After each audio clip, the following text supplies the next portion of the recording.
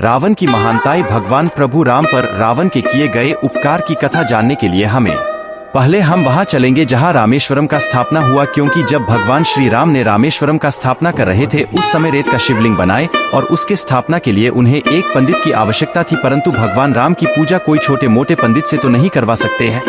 इसके लिए बड़े पंडित की आवश्यकता थी। इसलिए उन्होंने जामवंत से पूछा कि इस धरती पर ऐसा कौन है जो इसे प्रतिष्ठित करा सके।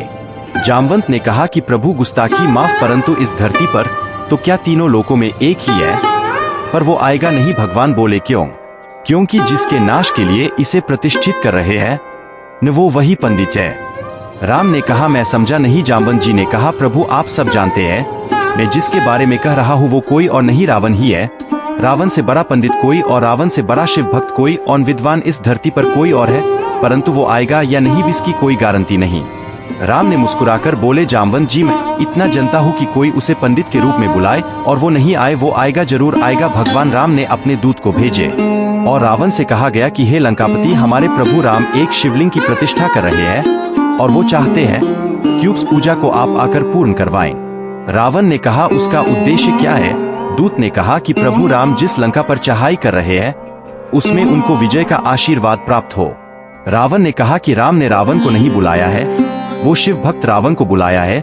रावण ने कहा जाके कह दो प्रभु राम से कि तैयारी शुरू कर दे, सामान एकत्रित करे कि शिव भक्त रावण आ रहा है, क्योंकि शिवलिंग की प्रतिष्ठा करवाने के लिए। और रावण ने एक बात दूत से पूछी कि पूजा पर अकेले नहीं बैठ सकते हैं, उनके धर्मपत्नी साथ है। तो दूत बोले नहीं, उनके धर्मपत्नी की कोई हरण कर लिया है। रावण ने कहा कि कहाँ है उनकी धर्मपत्नी? दूत ने कहा कि लंकापति रावण हरण करके ले गया है और वो उन्हीं के पास है। रावण ने कहा कि बिना पत्नी के तो यज्ञ पूरा नहीं हो सकता, पत्नी का होना बहुत जरूरी है। दूत ने कहा कि मेरे राम वनवासी है, वो कोई इंतजाम नहीं कर सकते हैं।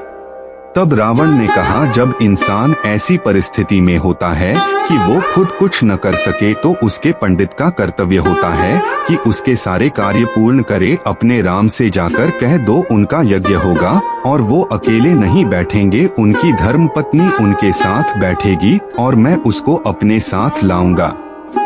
लेकिन राम को जाकर एक बात और कह देना कि सीता सिर्फ जब तक यज्ञ होगा तब तक उनकी है, उसके बाद आदर के साथ सीता को अपने साथ लंका ले जाएंगे। दूत ने वचन दिया। रावण ने न सीता को लेकर आया और रामेश्वरम की स्थापना हुई, यज्ञ हुआ, सीता के साथ राम विराजे। और जब यज्ञ पूर्ण हुआ राम ने रावण को दंडवत प्रणाम किया और माँ सीता को रावण के साथ विदा कर दिया कि आप जाइए, अब मैं चढ़ाई करूंगा। और रावण विजय का आशीर्वाद दिया राम को और उसके बाद वापस लौट गया। इससे महान इंसान की पहचान होती है कि रावण कितना महान था और प्रभु राम भी कितना महान थे। दोनों ने अपने धर्म और कर्तव्यों का बखूबी पालन किए। जय श्री राम।